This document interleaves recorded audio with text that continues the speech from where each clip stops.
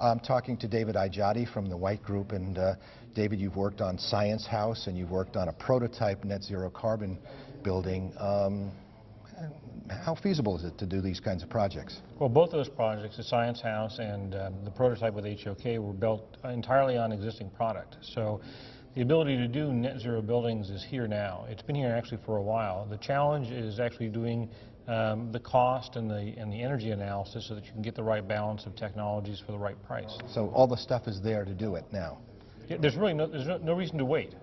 Net zero is something that anybody can do today, provided they know how their choices impact energy performance, and that just requires some analysis. Is there a requirement for more work up front on the project? There is a requirement for more work up front on the project because you can't simply guess your way to zero.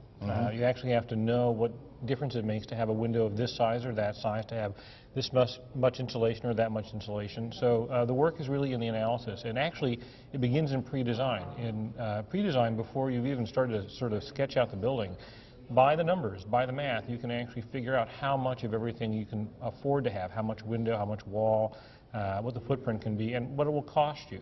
So you can actually pre-plan your building before you begin design.